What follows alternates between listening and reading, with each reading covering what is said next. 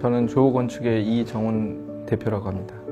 저는 주로 재료가 가진 의미나 재료의 유니트를 가지고 어떻게 보면 그걸 군집화시켜서 재해석하는 작업들을 많이 했고요. 그래서 다양한 재료를 사용하면서 사이트가 가지고 있는 잠재성을 이끌어내는 그런 작업들을 많이 해왔습니다.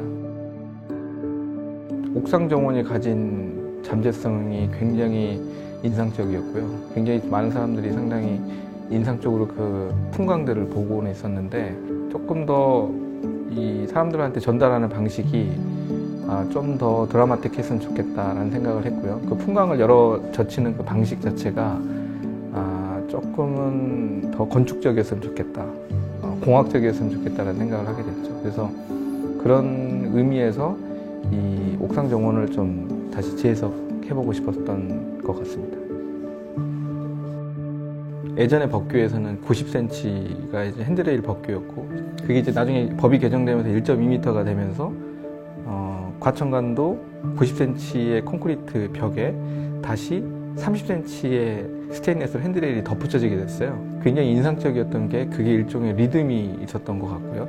그 핸드레일이 성장해서 또 어떤 하나의 공간적인 구성을 하게 되면 어떨까라는 게 이제 이 첫 번째 시작점이었어요.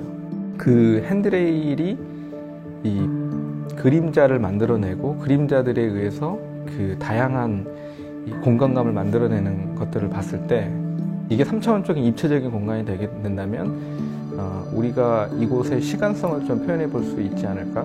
뭐 그런 생각을 해본 거죠.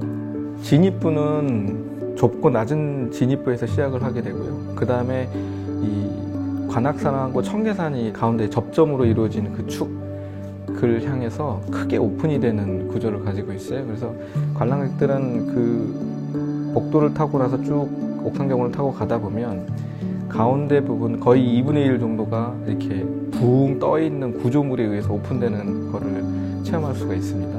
그러니까 마치 닫혀져 있는 어떤 그 볼륨들이 이렇게 열려 젖힌 느낌의 이 원들에 의해서 풍광들이 이렇게 새로 펼쳐지는 느낌들을 주기 위해서 오히려 진입하는 부분에서는 좀 닫힌 느낌으로 시작이 되고 앞쪽에 있는 씬들은 크게 열려 젖혀지는 구조를 저희가 생성하게 된 거죠. 그러기 위해서 이 전체적으로 텐션 구조로 캔틸레버 형태로 구조체를 벽체에 다 지탱을 하게끔 이렇게 제안을 하게 됐습니다.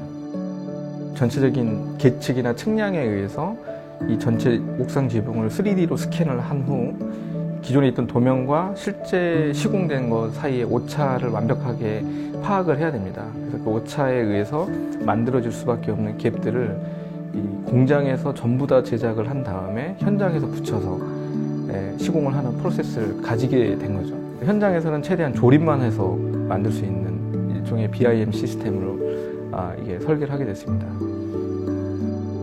시간의 공간화라고 하는 개념은 약간 리모델링의 프로젝트에서는 아무래도 많이 이렇게 접근할 수 있는 컨셉 중에 하나인데요. 이게 무슨 얘기냐면 기존에 강력한 컨텍스트가 있을 경우에 새로운 어떤 오브젝트를 덧붙일 경우에는 그 기존에 있던 질서를 존중하면서 새로운 오브젝트가 들어섬으로써 생길 수 있는 일종의 갈등, 화해 이러한 과정들이 있는 것 같아요. 그래서 새로운 컨셉으로 탄생하는 건데 이 프로젝트는 그 시간성이 좀 빛과 그림자라는 어떤 하나의 이 주연적 요소에 의해서 사람들한테 보여지게 하는 거죠. 우리가 시간을 생각해 보면 시간에 대해서 막연한 개념을 갖고 있고 그걸 상징적으로 보여주는 거는 시계라는 어떤 하나의 이 사물에 의해서 오브젝트에서 만들어 보여지게 되는 건데 곰곰이 생각해 보면 예전에 우리 시간을 보여주는 여러 가지의 개체가 있었죠.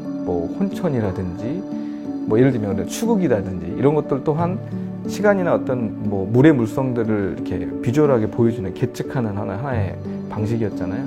이번에 시간의 정원이라고 하는 것도 어떻게 보면 좀 그러한 시간의 물성들이 시간의 속성들이 이런 그림자의 어떤 패턴에 의해서 사람들한테 보여줄 수 있게 하면 좋지 않을까 이런 생각을 하게 된 겁니다. 기존에 있던 그 건물의 축 자체가 굉장히 의미가 있다고 생각을 했거든요. 그래서 건물과 자연의 그 관계성들이 단순히 풍광적인 요소로 그냥 드러나는 게 아니라 거기에 만약에 시간성이 좀 입혀진다면 지금 바라보이는 이 풍광들의 의미들이 더 증폭되지 않을까라는 생각을 해본 거죠.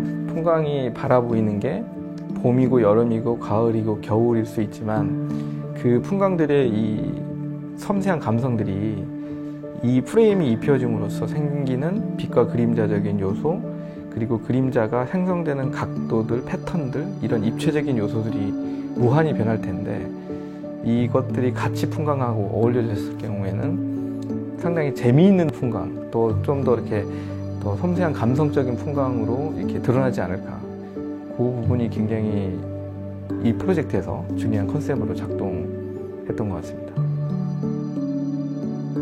저는 그 건축이나 이런 설치 예술이나 이런 작업들의 큰 의미가 그 기존에 있던 우리가 익숙하게 알고 있는 모든 대상들을 조금 더 낯설게 보이게 해주고 그 낯설게 보이게 함으로써 생길 수 있는 간극이 있다고 생각해요. 그래서 옥상에 이 정원에 이런 설치물의 큰 메리트는 이 아주 사소한 오브젝트일 수 있지만 그 오브젝트에 의해서 우리가 그냥 평상시 느낄 수 있고 평상시 볼 수 있는 저 대상물이 조금 다른 대상물로 이렇게 재편될 수 있는 그런 가능성들을 보여주는 프로젝트라고 생각합니다. 저는 그 사이트가 되게 너무 재미있는 것 같아요. 과천간의 마지막 클라이맥스가 되는 거 아닌가 생각을 했어요. 왜냐하면 이게 사실 옥상 정원인데 이 뷰가 되게 중요한 뷰거든요. 과천간이 가진 이 굉장히 큰 장점이잖아요. 이런 자연이 펼쳐져 있는 이 장소성이. 그러면 그 장소성을 가장 극적으로 드러낼 수 있는 장소가 또 옥상 정원이거든요. 그래서 이 프로젝트는 너무 그런 점에서 이 장소성을 드러내는 프로젝트로서 너무나 재미있는 이 기획이었다. 같은 장소이지만 이렇게 해석함으로써 다른 의미가 펼쳐질 수 있다라는 것들이 사실 우리가 일상적으로 만날 수 있는 이런 공간들을 좀 더 재미있게 만들어주는 역할을 하는 게 아닌가 그런 생각을